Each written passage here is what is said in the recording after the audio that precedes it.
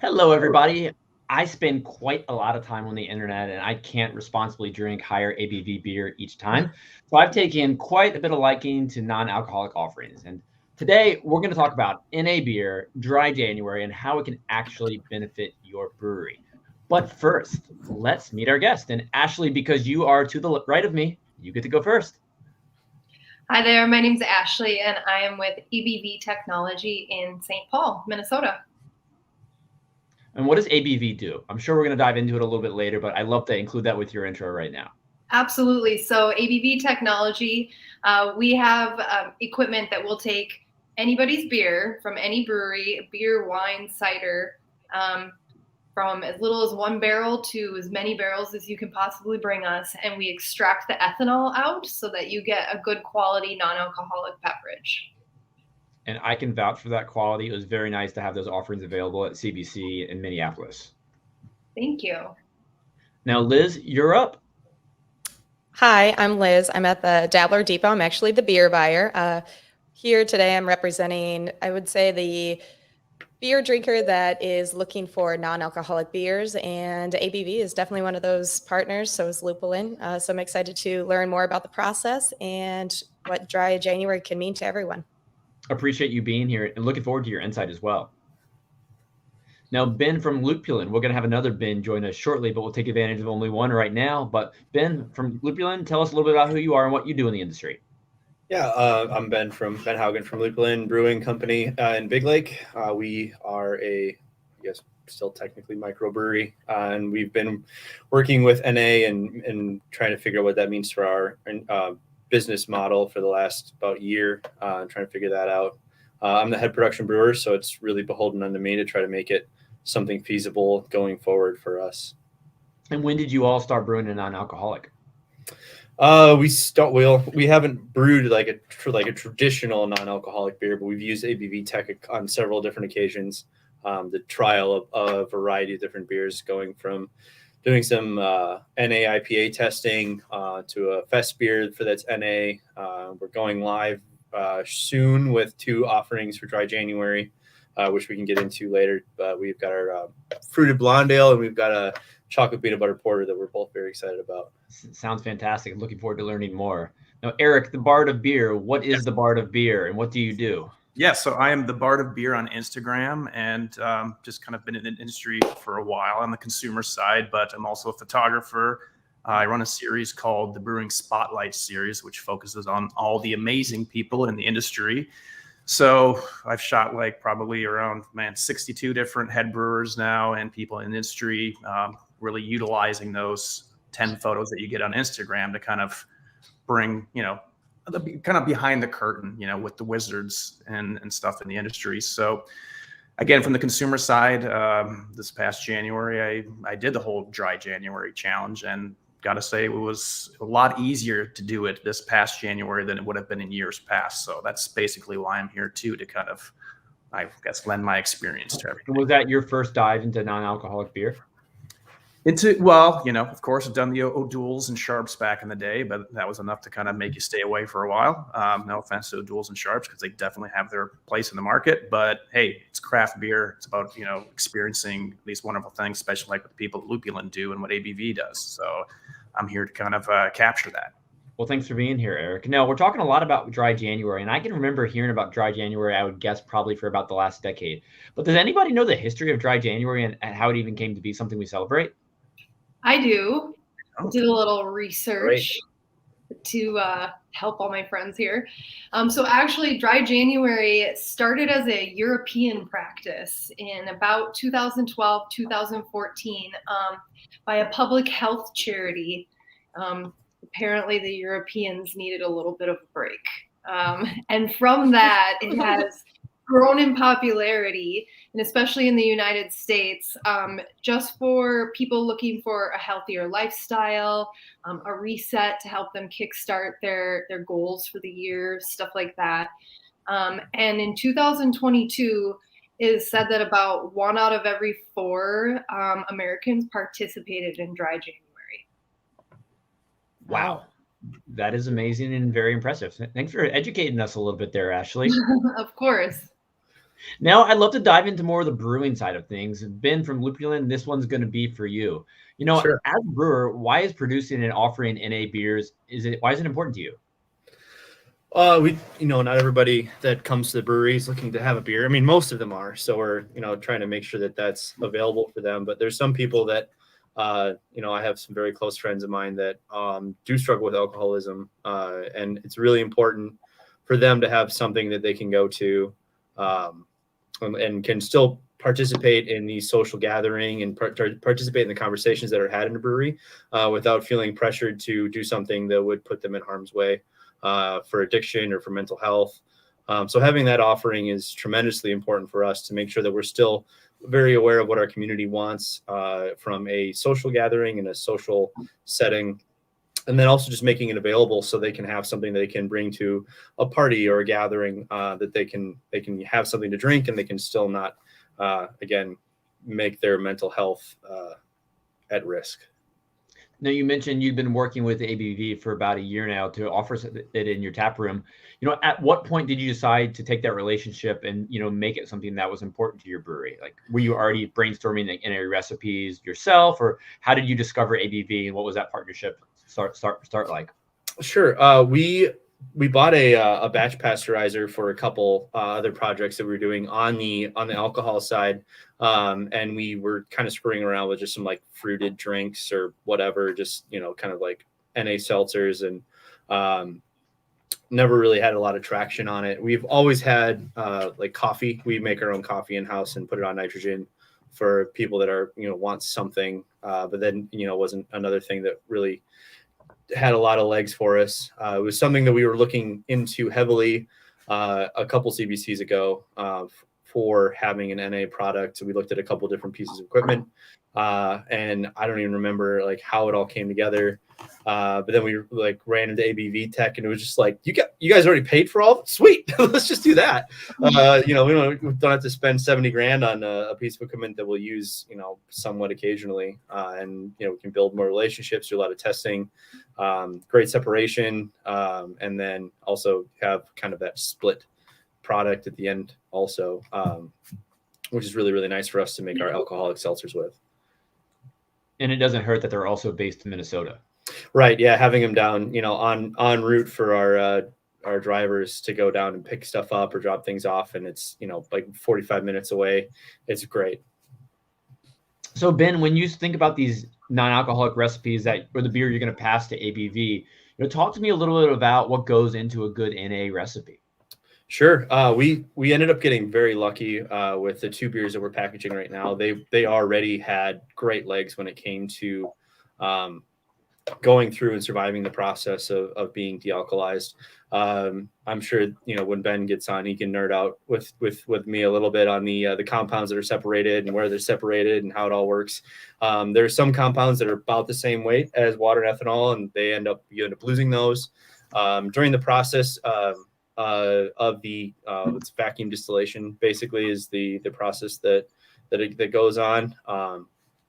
And even underneath those circumstances, you're still volatilizing or rupturing, or you're losing some things. So having a very robust recipe that's not overly hop forward, hop centric is kind of important. There's just by the process, you're going to lose some of that. So you have to either account for that on the back end and do some hopping once you get the NA product back, or you have to really build some robustness in on the front end. So we ended up being very lucky with the two beers that we sent through, because they definitely split around those separation points very nicely. And I take it they're pretty well received in the tap room. Oh yeah, we fly through them quite quickly. They move really fast for us, and we're really excited about it. We've had a lot of our distribution partners clamoring for it as something they can put on shelves, especially for dry January. Liquor stores are very, very interested in something like that.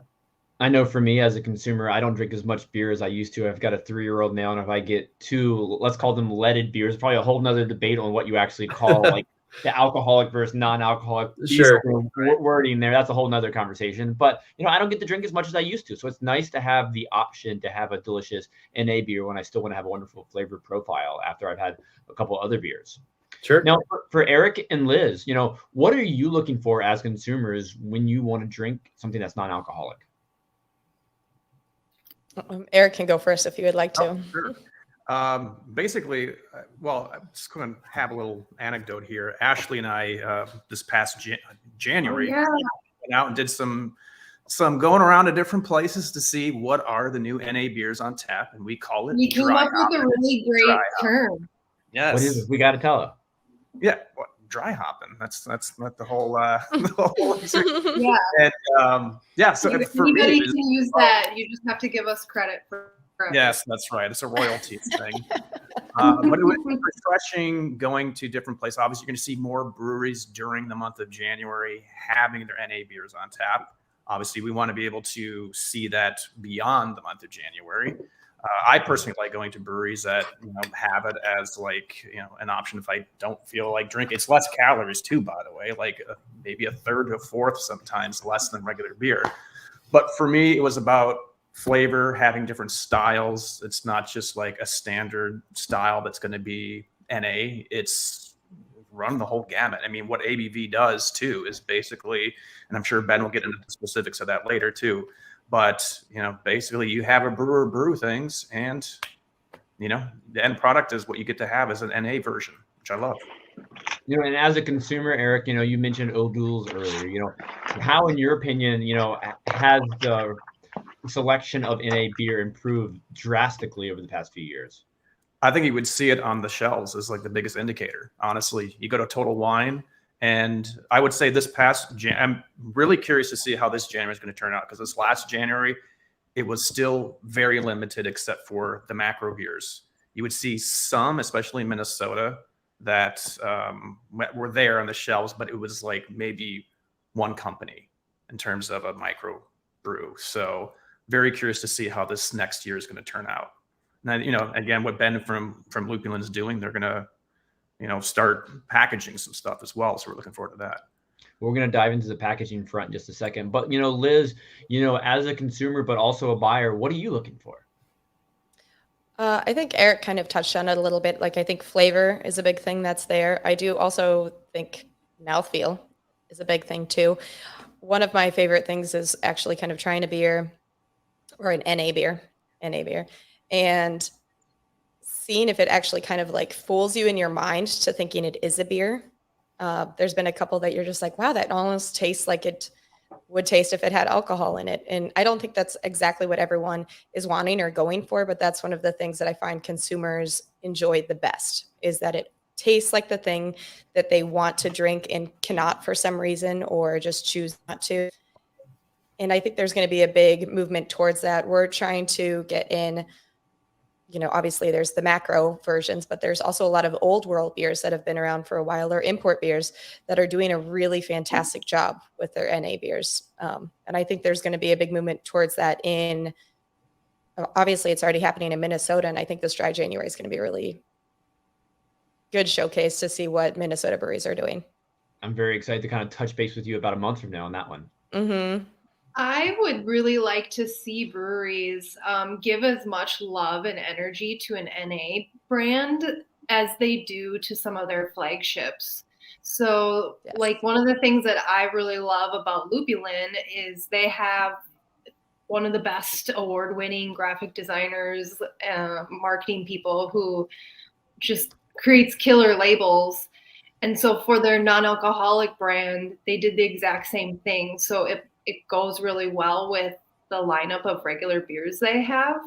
And so if I were a consumer buying a non-alcoholic beer, I want to feel cool. I want to be a part of the the trendiness, and open my fridge and see really cool labels and have that same experience. Or if you're out at a bar and you grab a non-alcoholic can, you don't feel weird drinking it because it looks different than what everybody else has. That's an interesting point. You mentioned, making the NA beers feel like they're part of the main line. I feel like they should be. Do you foresee, Ashley, any breweries bringing one of these non-alcoholic offerings as a flagship? There are some breweries that do have them as so Bauhaus It's one of the ones I'm drinking. Their brand is called Na, and they've got 4 to 6 different flavors, usually at all times, and they always have it in their tap room. When they go to beer festivals, they always have a non-alcoholic option at a festival. So they're really ones that have taken the non-alcoholic brand and run with it in a really cool way. No, that's really interesting. Now, I'd like to introduce Ben Jordan of ABV Technology. Ben, feel free to unmute yourself and tell us a little bit about who you are and what you do in the world of beer. Sure. So at ABV, we are a both service provider and manufacturer of equipment that makes non-alcoholic beer and hard seltzer for a number of different breweries.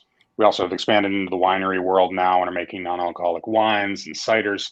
My interest here is both on the on the process side, trying to figure out how to improve processes to help our brewery customers and our winery customers to make beers that do provide that experience to customers, that product that isn't lacking. I'm not going to say tastes exactly like the one with alcohol in it, because I think you can even do better than that. You can get all the flavors and tastes you want without alcohol and more. And we're always trying to figure out how to improve those things. So a lot of my role is thinking about the technical side of things, trying to figure out and work with our brewery winery customers to figure out how to do that. That might mean improving our processes and quality. It almost also quite often means working with recipe developers to figure out what are the right optimal ingredients, what are the right post-process or pre-process additives that might lead to better mouthfeel, more head retention, better aroma, better flavor, better shelf stability, all of those things that come into play when you're thinking about NA. I think that from my perspective, we're just at the very beginning here with different NA making technologies as well as recipes. And the work we've done here in Minnesota and in Detroit and California to really expand those NA markets, we've learned so much rapidly, and it just continues to be the case. So if you're thinking about getting into NA, the existing recipes that you're already working with are probably great places to start. But then thinking about what Liz basically said is, how do you get that improved mouthfeel now that you've run your recipe through your NA process? How do you get that better mouthfeel? How do you get that improved aroma that might have changed due to the lack of ethanol? So I work with Ashley on a regular basis. Ben's one of my customers, and I see Ben all the time. Liz and Erik and I all know each other from Minnesota here. It's a tight-knit group up here in Minnesota, and we've been lucky enough to work with nearly 70 breweries here in Minnesota to make different NA and hard seltzer offerings over the years. So I'll say again, I was absolutely impressed when I visited Minnesota for the first time last May. How do you think having a whole community and a whole state board for supporting the non-alcoholic movement is helping the growth, in your region, but how can that also be a driver in other areas? Yeah, I think first of all, we in Minnesota are lucky enough to have a bunch of really creative, good breweries, a lot of state support. We've got an amazing Brewers Guild, award-winning, and we do a lot of really creative stuff here. People really like that. We've had support at all levels, from state to local townships, who are very interested in seeing those NA products come out. I think more so thinking about how this translates nationally or internationally, the questions are more fundamental questions around, is this profitable? Is there a consumer demand for it? How does that change from market to market? We know clearly that what happens in Minnesota is a clear translation to what happens on the coasts. The same demographic of NA customers exists in those markets. Is that true of Atlanta? Is that true of Denver? We see slight differences there, and we're learning about that. But for those people in markets where this hasn't become a thing, and you're thinking about, how do I do this and should I do this? The questions are, is it profitable? Can I do it? Is it on brand for me? We've been able to prototype that so much here in Minnesota that it's easy for someone to come and say, what should I expect if I release a Pilsner NA into my market? I produce this many barrels a year. how many barrels of that NA should I produce and what should I expect? We can answer those questions really confidently and know what your distributors are going to do too. So No, that's I great also insight. think that we have such a close knit. Our craft beer, I think we're at like 206 breweries now in our state, and we're a very close knit group of people. So we're also, you know, people like Ben who have had success brewing and packaging an NA. It's not uncommon for other brewers to reach out to each other or, you know, to offer assistance to each other, because in the end, you know, it's a growing market and we're kind of all getting in on the base floor here. And it's just like, we've been seeing it take off and it's a lot of fun. I think Yeah, one of the so Go ahead. of that is CBC this year in Minneapolis. I know people brought that up before, but the size of the room that they had booked for the NA seminar and the amount of people that actually showed up to that overflowing was a strong indicator of where it's going. You know, I talked to people who were from different countries, different, you know, brewers who are very curious about the NA process. And I think that's a very healthy way of showing where the industry is going, that new frontier. The fact that so many people really wanted to go to that seminar. It was great seeing it. Absolutely. And one thing, Liz, you mentioned a few minutes ago is you get impressed sometimes that when you're having a non-alcoholic beer, you almost get confused that it tastes like one that actually has alcohol in it. So that was an interesting comment that you made. And Ben, I wanted to kind of transition that to you. Do you ever do side-by-sides with your, you know, the original recipes alongside the NA? We do for sure. Yeah. I mean, we commonly will try to do them side by side. They definitely have their variations. But I think from a general standpoint, at least with a chocolate peanut butter porter, for sure, it's really hard to tell, man. Like you drink those next to each other and there's a bit of a sweetness that you lose from the alcohol, which is basically the only thing that we've noticed on that beer.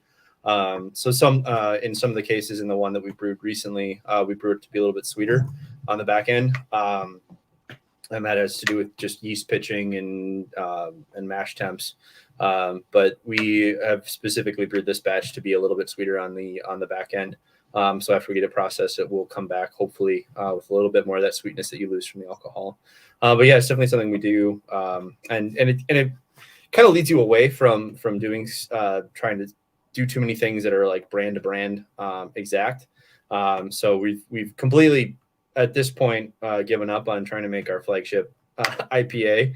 It's just we can't make it taste like that. There's just too much that happens on the cold side that we kind of lose. But we are very very hopeful on a couple different brands of IPAs that we're trying to kind of work our way through and figure out. So yeah, there's definitely some parity, and I think you can have those in specific varieties of beer. And then there's going to be some beers where it's just like, don't even try to make it the same because you're just going to beat your head against a brick wall and you're not going to win. I think Ben Jordan brought it up earlier that like it allows for a little creativity on both sides, so that like if there's a beer that maybe doesn't taste the same as it did pre-process, but then afterwards it allows like the breweries to kind of utilize it and take it in a different direction than it was before, is really an interesting partnership and a different way to create something that people haven't had before. Liz, I'd love to hear a little bit about the role of education in your locations. You know, when a customer comes in, they see the growing wall of NA beer, you know, how are you teaching them about the value versus them saying, oh, you know, that's something that probably is not going to taste very good? How are you pivoting a customer and seeing the value in what's out there these days? So from what I'm seeing for the people that come in, they're willing to just go ahead and gamble it, which is really interesting. We do try to keep a relatively large stock of NA so that way people can try something that they're curious about or try a couple of different flavors. But people are like, if you say that it's good, they're just going to buy it because they really don't know what they're looking for, and they're willing to try something if you say it's good. I've really been behind, you know, Athletic, Untitled Arts. I'm super behind Na. Ursa Minor just has their other one. Again, the Hop Waters have also kind of had, I feel like that's a little bit tangent or side by side. But then it's the same thing for a lot of the NA wines that we have. We also have these delicious phony Negronis. So it's this really burgeoning market of people just trusting whoever has already had it, and they're just willing to buy it. It's also interesting that it seems like the price point isn't much lower than it is for regular alcohol. So they're really just trusting you when you say that it tastes good. That's a really interesting observation. I really dove into the world of non-alcoholic beer, literally buying beer on the internet. I don't buy beer on the internet, but when I wanted to go and learn more about NA beers, oh, there's this style. It has this name. I know nothing about this beer, yet I'm sending someone $30 for 2 6-packs. And it somehow works that way. I'd love to hear everybody else's thoughts on that trust concept we just talked about and willing to take a risk. I think that the history of non-alcoholic beer has been not the best tasting product that you can find on the market, or you're going to get something sort of grainy or tomato soupy, and it's like you drink it because that's really the only option. And now it's kind of cool. So in Minnesota, we got our first non-alcoholic bottle shop that just opened. I know that in Indiana, New York, and Michigan, there are also brand new bottle shops that are starting to open that are only non-alcoholic. We're actually working with a few brewery startups that are NA breweries specifically. So I think like we're in this really cool time change where your favorite brewery starts to put out an NA beverage, and you try it, it's great. Maybe you have a friend that drinks NA or is, training for a marathon or whatever reason that they may not be drinking beer. And you say, hey man, all their regular beers are good. Why wouldn't their NA? And so it's just like trusting that it's a brand you know and love. And if they come out with something, then it's probably going to be just as good as everything else they have. Yeah, it's definitely something we think about a lot with our formulations too, is we don't, one of our core values in formation of Lupulin was making compelling beer. You can make good beer all day long, but you have to make a compelling reason to choose, our product, right? So if we're going to turn something out to the public, to the masses, it's going to be something that's gone through a lot of rigorous testing and a lot of panels and a lot of side-by-sides and trying to figure out, what is this product going to be in the market, who's going to be drinking it, and why. So it's definitely something we've thought about a lot before we just kind of wung something against the wall and said, oh yeah, here you go, NA, whatever. Something we definitely took very seriously before we put it into a package. Yeah, I think that as we've gone out and surveyed the distributor partners that we know and asked them for some pricing data, we've seen across the board, both here and in Canada, that the price parity between A and NA exists. In fact, the data suggests that you can charge a premium price for a non-alcoholic beer, not just the price parity. The example I always think of here is, Swiss processed decaffeinated coffee. You're willing to pay more because there's an extra step, and this came from, sort of a safe process that gives you back a coffee, but it took an extra step. And so people are sort of willing to make that leap and say, maybe I'll pay a little bit more for this premium thing. I think that if you look across not just beverage, but in general in food, people are willing to pay a price for a premium thing that gives them a healthy alternative. And it's just one of those, one of those things that I think we can expect to hold out on. It is a departure from the world of O'Doul's versus Budweiser. But when people always say, well, there's not any ethanol in it, why should I pay the same amount? Like ethanol, food grade ethanol is $1.49 a gallon. If you really want to buy ethanol cheaply, there's a lot of ways to do it. So, saving 50 cents in a can isn't the right way. You want that premium product. And I think that breweries have been able to charge that across the board. So, Erik, as a consumer, will you concur to that? Yeah, I mean, I think one thing that's really nice is just being able to, as we are consumers, geek out about certain beers. It's fun to geek out about certain new beers. Like when I tried a cold IPA NA for the first time, it was like, your brain kind of does a little thing. And it's, as Liz says too, the mouthfeel aspect, when it's there too, it's nice and refreshing to be able to have something and, hang out with others. And I guess, look like you're drinking the diesel version of stuff, and in fact, you're having the unleaded. So, quick aside, what terminology should we be using? Diesel? I don't know. See, Ashley and I, we put diesel. Like, we were doing our. I don't know. I usually call it OG and NA when I'm doing like a side-by-side comparison. I don't know. Yeah, we call it diesel sometimes. I haven't heard diesel till today. Yeah, we use a lot of fuel references for some reason. Well, you know, the big, huge, like red cans of Budweiser. Like, you go to like an old dive bar and be like, "Give me a Bud Diesel." Maybe that's just like weird Minnesota dive bars. But it could be, yeah. I can accept that though.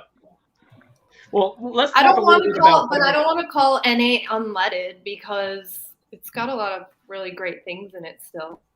Right. Well, let's dive into, once the beer hits the shelving, getting it there. What are some of the important ways breweries can achieve shelf stability? And this one's for the bins. Yeah, we've gone a couple different routes that we've tried, especially now what we're doing. We just launched a non-alcoholic THC seltzer too, which is, I guess, super unique for the U.S. Generally speaking. There aren't any other states that allow breweries to do that. So we've done a lot of messing around with both of those and kind of what we do to stabilize them for the shelf. Obviously, without the alcohol, they are much more vulnerable to pathogenic ingress. They oxidize differently. They can re-ferment, which then makes them illegal. So there's a lot of we batch pasteurize, which is I think probably the safest and also kind of the more nuclear option. We package the beer just off a regular canning line, and then we take an individual can and they run through an apparatus. So basically, it's like a shower that circulates 160-degree water, which we send a traveler through with, and we can measure the PUs off of that on the back end. We've messed around with preservative salts and doing a lot of research on those.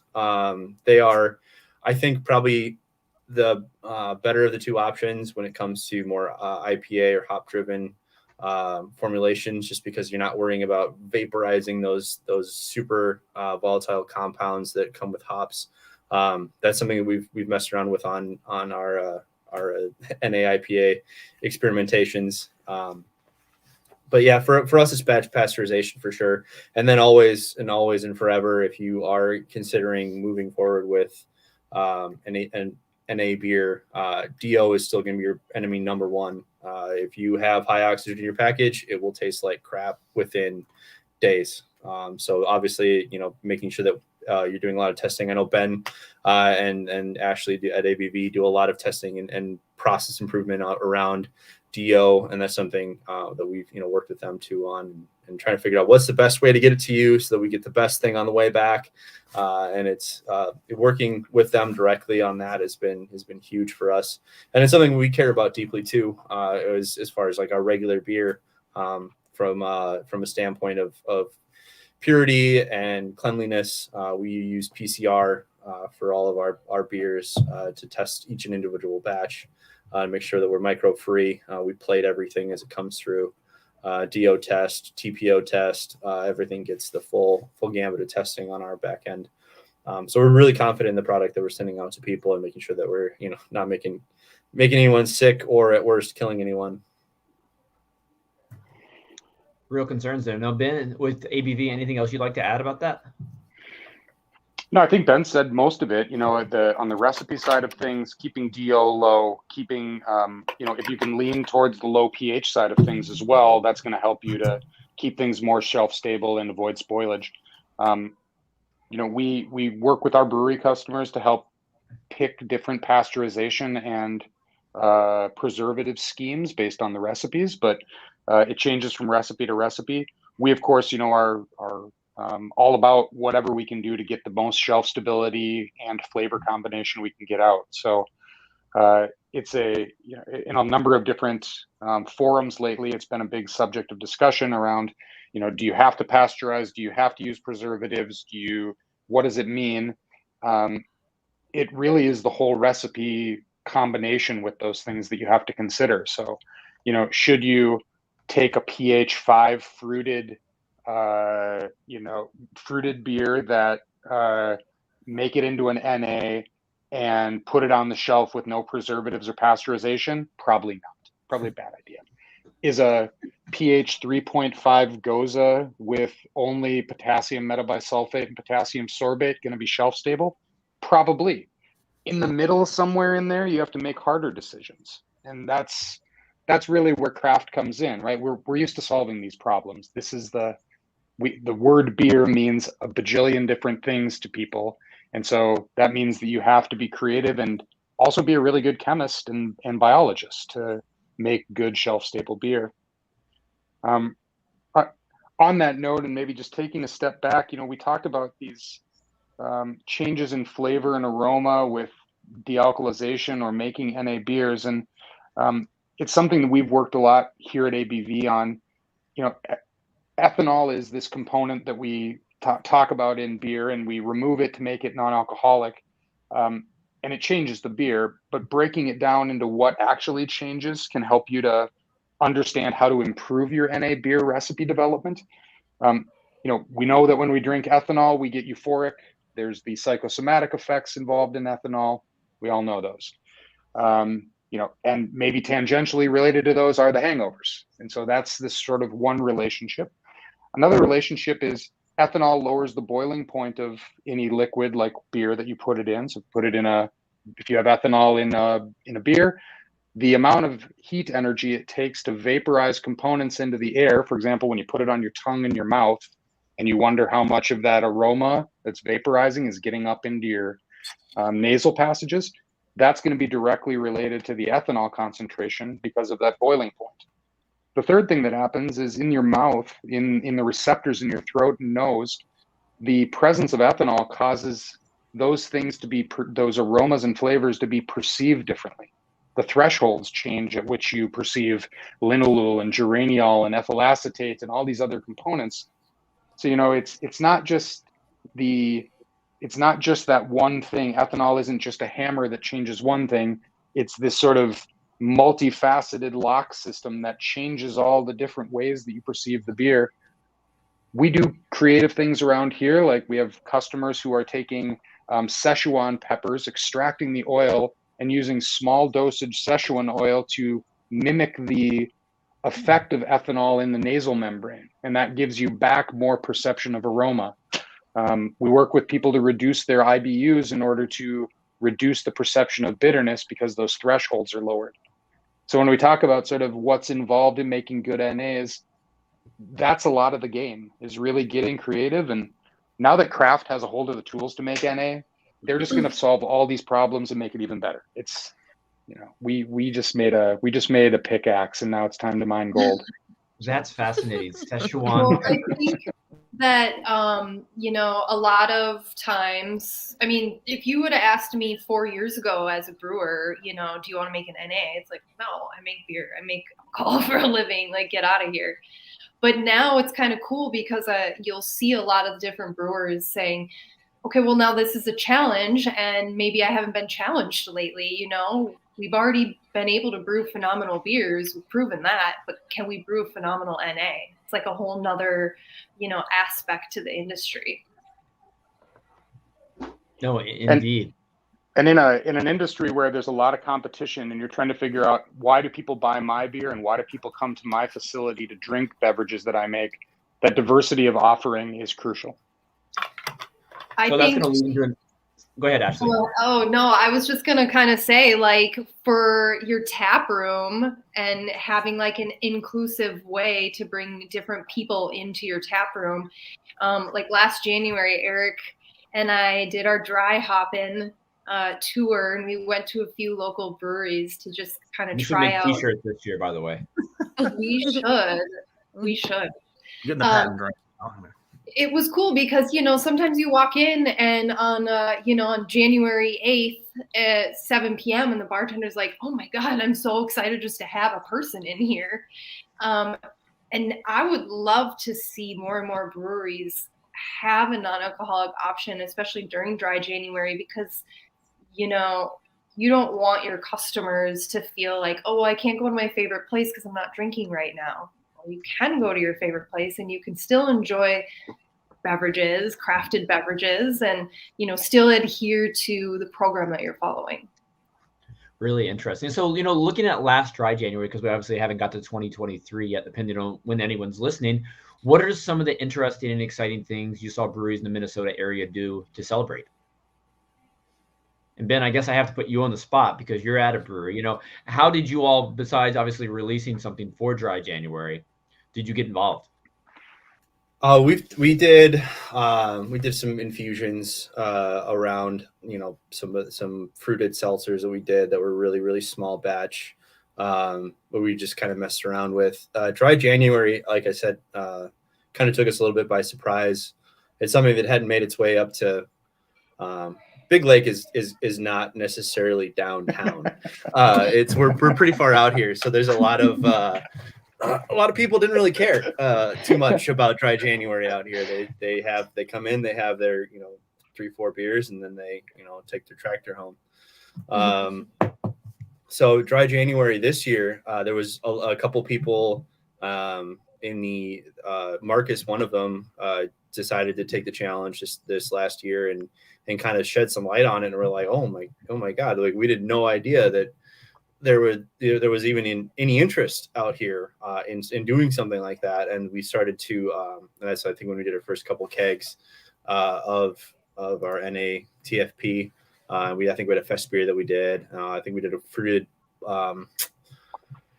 I can't even remember what it was, what our other one was. But we ended up pulling a couple kegs out of our inventory and just, we would send them off and with Alex and Ben and Ashley and said, hey, turn these into NA for us real quick, will you?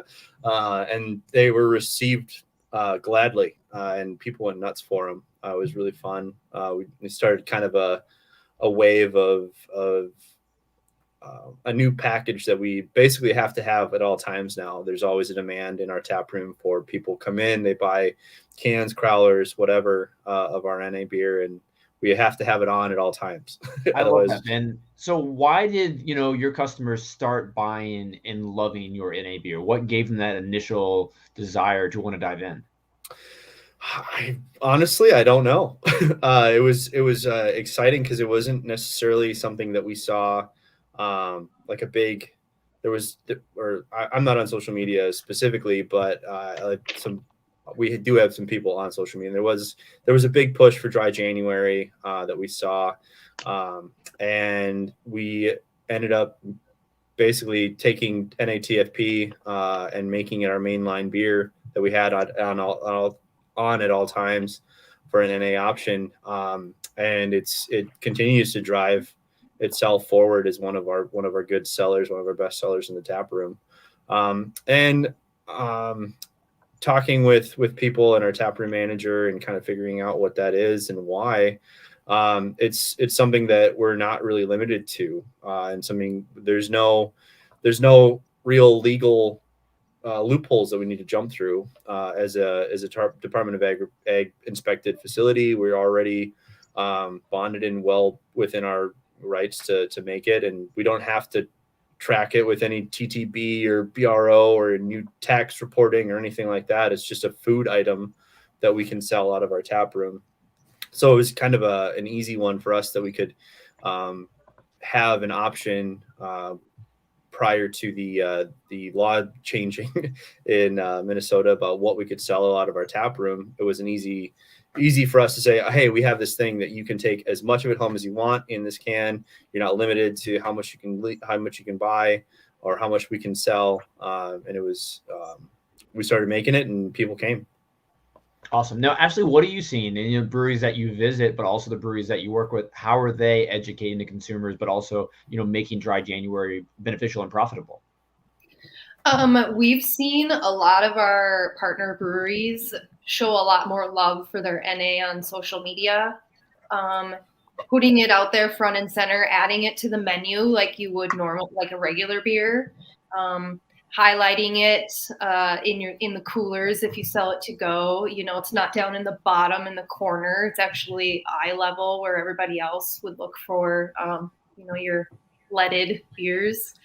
And just yeah, and I think that is just huge because, you know, you never know. I mean, there's times like I'll drive a couple hours out to go to some of our really awesome breweries in Minnesota, and I'll have a beer, and it's like, well, I still want to hang out, so I'll drink an NA beer because I know I have to drive home still. And I'm not your typical, I don't go seeking out NA, but to be at a brewery that has it when you maybe didn't expect it to be there is really awesome. I think Liz can probably answer some of that too. I used to sell beer for a brewery, and when I would go to like Total Wine, our craft beer section was right across from the non-alcoholic section, and there was like 2 or 3 shelves of just like a few cans, some Athletic and Surreal, just like smushed in a dusty corner. And now, especially in our market, Total Wine has given whole aisles to NA. And I know like even Liz, she called a couple weeks ago and she's like, I'm amping up. I'm getting ready for dry January. I want everything. Like, give me anything and everything you can find. It's true. It seemed like we had a couple people come in because they weren't drinking in November. And it started those first couple of weeks, and I just felt like we just didn't have a big enough selection for people that just wanted to, again, like I brought up before, wanting to experiment. They want to try new stuff.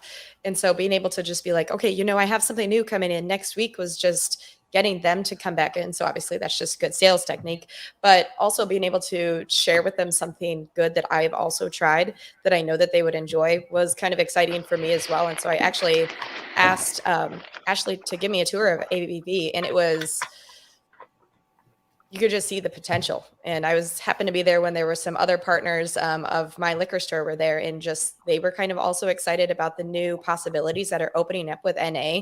And it is honestly phenomenal to see. I'm really excited for the future, not just dry January, but just where non-alcoholic beverages are going to go. Yeah, I think also breweries leaning so like Erik, he is I don't know if you'll appreciate this, but he's like a really big beer influencer in our area. Yeah, I heard that word. But you know, it's like there's a pretty large group of people in our area that support the heck out of all of our breweries and, you know, the events that they throw and the things that we're doing. And Erik is one of those people.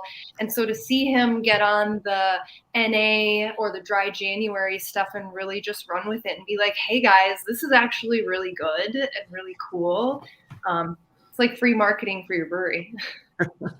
But it's also nice too to be able, like I said, for this January coming up, to see what has happened in the past year. I think it would, like with any kind of career, see where you were last year. We'll see where NA is this January now. That's what I'm excited about. I mean, the stuff that I had at Lupulin was fantastic. The stuff that ABV does, and just like the new products, the new styles that are rolling out. I look at it as an options factor too. It's like I geek out when there's a side pull at a brewery, or, you know, you've got something on nitro or in the beer engine. NA is like another element of that, but kind of brings that inclusivity aspect to it as well for health reasons, or, you know, or whatever that you might be, you know, having NA beer. I love that aspect of having options.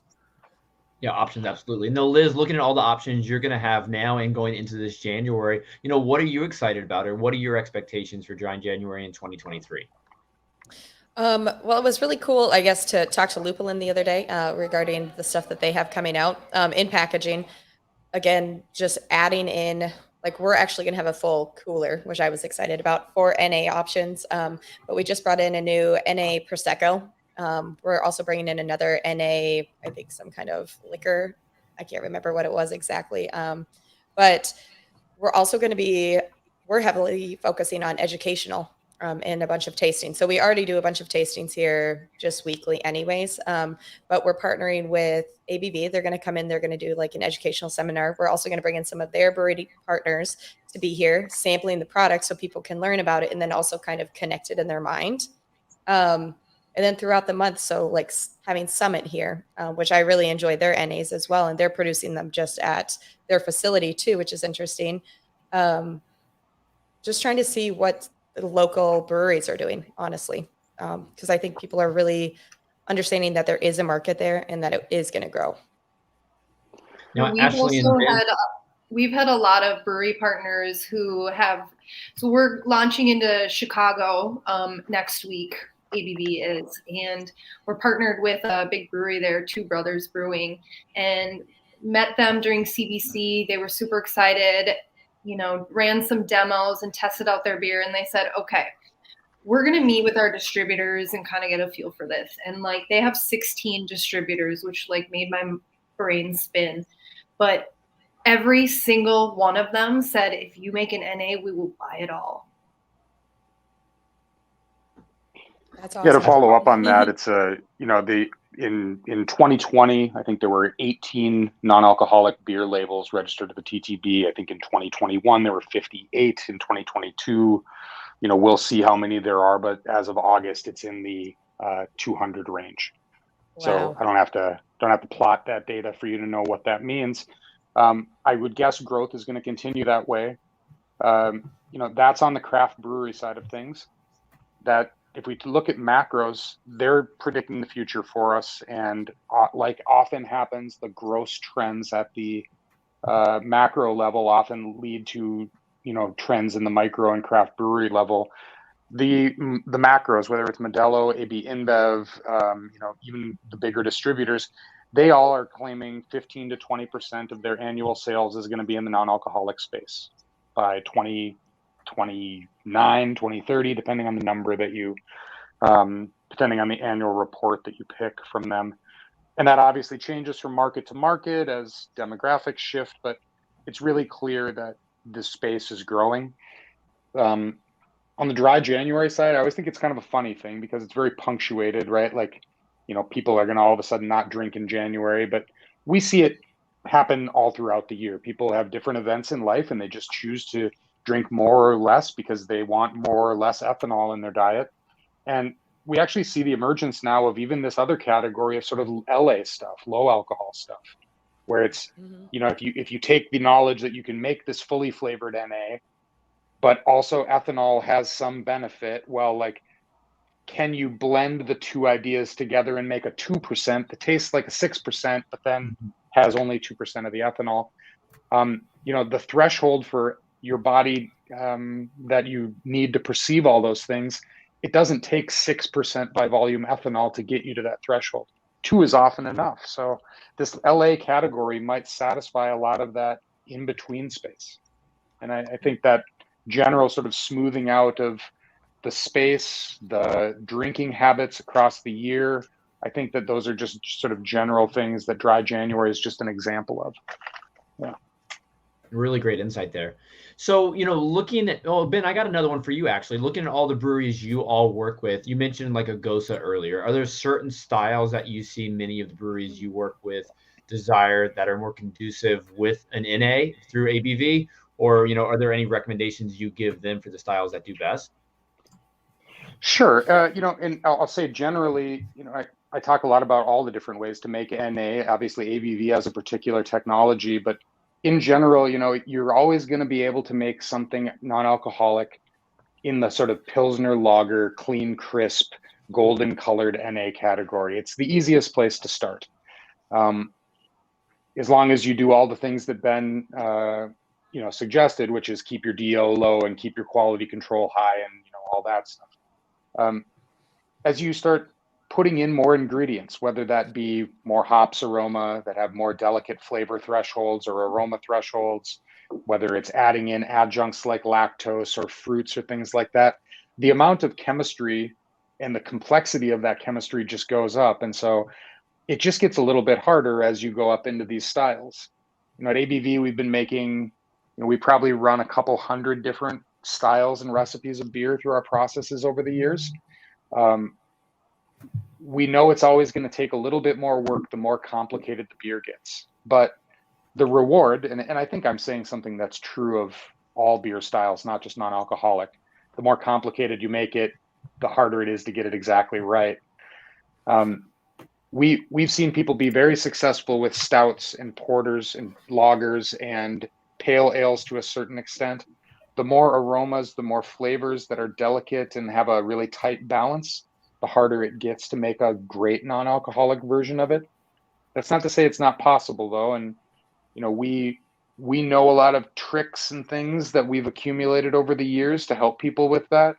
But most of the credit for the ones that are successful goes to brewers like Ben and other folks that we work with who have really just iterated on it multiple times and found that if they increase their hop percentage on the dry hopping by 5% and they add in a little bit of a tannic acid in order to stabilize their haze, and they maybe add a little bit of oat flake on the malt bill side, they're able to recapture and make some of these more complicated styles. So, yeah. Awesome. Thanks for sharing that. As we wind down, everybody, we've talked about a lot of things today, everything from production to the importance of, education in the tap room. I'd love to hear everybody's thoughts on, if you were talking to a brewery owner, tap room manager, what is a tip you would give to have a successful dry January? For me, I would say, encourage your guests to still come in and visit, and, let them know that you've got a non-alcoholic option, and whether people are choosing to go that route for dry January, or for, a whole lifestyle. Just putting it out there, using, your marketing skills to, just like you would on a really cool big beer release, why not put that same energy into your non-alcoholic release for dry January? If you're going to have it on tap, have some of your staff get really excited about it. It's just, treat it as if it was a traditional beer. And I think that you'll be surprised at how many people appreciate that. Ashley, have you seen any breweries that you work with or interact with, do any unique events surrounding their NA beers? Oh, man. This upcoming January, me being from the beer industry, it was always, I didn't really work a lot in January because liquor stores were always doing inventory, so they weren't really buying beer. Brewers weren't really brewing a lot because, you had inventory that was sitting and whatever. And so, but now I'm like, dang, I actually have to work this January because there's so many events going on. There's a lot of even local bars and restaurants that are hosting NA evenings, or, there's a group last year that every Friday night they had an NA cocktail speakeasy type bar called Proxy. And, you could go with your group of friends, and it was this like cool little cocktail lounge, and it was all NA beverages. So I think I know there's a lot of stuff planned for January, and it would be really cool. Like, if you're starting to think about it now, you're a little late. Well, hopefully when we recap this, months from now, we hear about so many awesome events that take place this January. So it's more inspiration even for the next year. Now, Liz, what about you? What's a tip you would give to a brewery to have a successful dry January? I would say maybe having like a couple options would be a beneficial thing, because I think people think just having, here's our one NA, like we have an NA, like that's the thing that we have. But people forget that there's also a little of that simile of like, people know what style of beer that they like to drink, and that having multiple options would benefit the consumers, that they could choose, oh, well, that one I really like a little bit better, and I'll drink more of that one versus, there's usually hoppy, but I think dark beers are always a really good one. Ben was talking about that earlier. I think any dark NA beer seems to kind of hold up really well, or that's what my interpretation of it is when I drink them. And then also having a sour doesn't hurt either. So just having multiple choices might be a little bit better for the consumer. I don't disagree with that one. Mm-hmm. Ben, how about you? What are you going to do differently at Lupulin this year? I mean, obviously you're releasing 2 beers. What are those 2 beers you're going to be putting out in January? So we got NACPB, which is a chocolate peanut butter porter. Usually, like it's pretty full-bodied, nice peanut butter, nice chocolate flavor, which lends itself really, really well to the processing, de-alkalizing. Holds up incredibly well. It's one of those beers that we didn't really even have to touch. Like I said, we just boosted the sweetness a little bit this time. And then we have our Tropical Fun Pants, which will be going into cans for the very first time. It's a little bit out of season, but the NA version is never out of season. The alcoholic version, we kind of lose traction in around August to October. peters out in the market, but the NA, man, that just trucks. I would say from a just a brewer's perspective on NA, when we first kind of heard about it, like, why do you want to kill the brewery? Like, why do you hate us? Like, what do we do to you? But I think like Ashley was saying and Ben was saying, like, it really has given us sort of a creative area to play in, and use our creativity and sort of that, those engineering and sort of artsy fartsy skills that we have of making tasty beverages and crafting them well. How can we make things taste better, and how can we make a true NA beer and NA anything at this point, and try to make it as best as we can and see what the market does. And I'm looking forward to doing some cool infusions and some fruited stuff that we're going to try. And the new hop water that Aaron's trialing right now that we're really excited about. We drink a lot of it at the brewery. It's on draft, and we drink a lot. So we're really excited about that one. The local brewery near me, for a little bit, they had a hop water on draft, and my 3-year-old would drag me up there just to get it. So he enjoys that as well. Yeah. My 3 girls love that stuff too. I love it. No, I love your excitement too, Ben. Now, Erik, I have a question for you. If I were to tell you that a brewery is hosting this event on Friday night during Dry January, what would you want that event to be? I don't know. I mean, I would want them to breweries that it's a bunch of weirdos. It's, it can go anywhere with things. And that's what I love about it. You'd want people to be bold and be brave with, especially with the month of January. Like, go nuts. If you haven't made a NA beer yet, go for it. See what works. Use ABV to help a certain style you want to release. But I mean, hit that marketing side. Obviously, use social media as an engine to your advantage. I always do like funny videos and stuff with breweries, and again, it's like as much as brewing, it's kind of limitless in a sense. And so can these events also be that way too. Just January is a tough time, especially in Minnesota, just because of, the cold. And just 2 years ago, we had shutdowns because of COVID. So that was also another thing to consider. But, now, hopefully this January, barring some major catastrophe, we have the option of having an amazing event and, really feature NA. It's your chance just to kind of roll the dice and see what happens. Breweries do that all the time anyway. So I'd definitely encourage them to just go for it. Love it. Well, you didn't quite give me that specific event, but I imagine when you and Ashley are out dry hopping, you will discover one. Yes, yeah, exactly. We'll have to do dry hopping too. Part 2, it returns. So I like it. Go out and double dry hop. Dry hopping. Double dry hop. Perfect setup there. Now, Ben, how about you? What is your advice from the ABB perspective to breweries this January? Well, I think, the obvious thing that I would say there is, get going on it now. As Ashley said, if you haven't started yet, let's figure out how to do it. But I think there's 2 things that are going to happen. From the psychology aspect of drinking, I think that people are going to say, why would I want to come to the tap room? Reminding people that you have this beautiful space.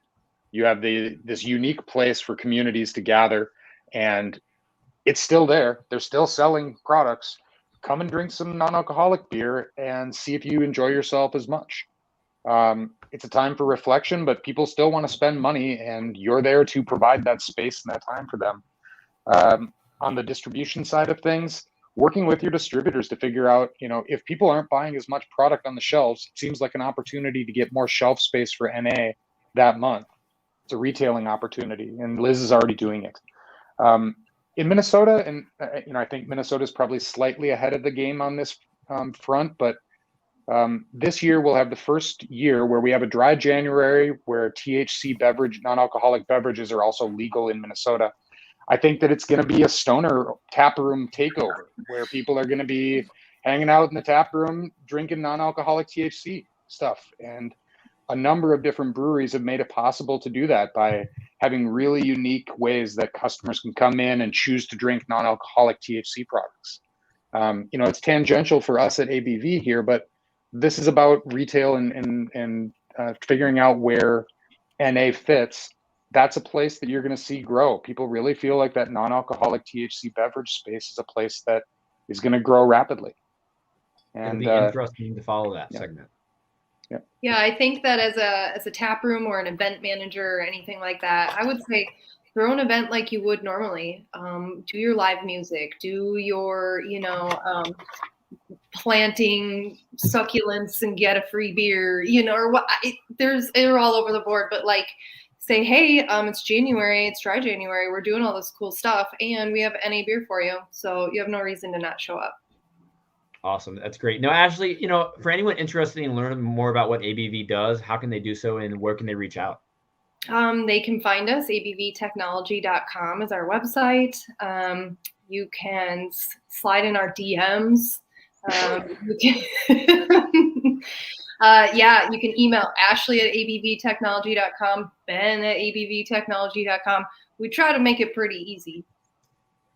Oh, awesome. Well, Ashley, Liz, Ben, Erik, and Ben again, I appreciate you all being part of this conversation. I hope it, provides a lot of insight and ideas for what you all can do at your breweries and tap rooms in dry January and beyond. So thank you all for being here, and cheers, everybody. See you soon. Cheers. Thanks, Andrew. Cheers.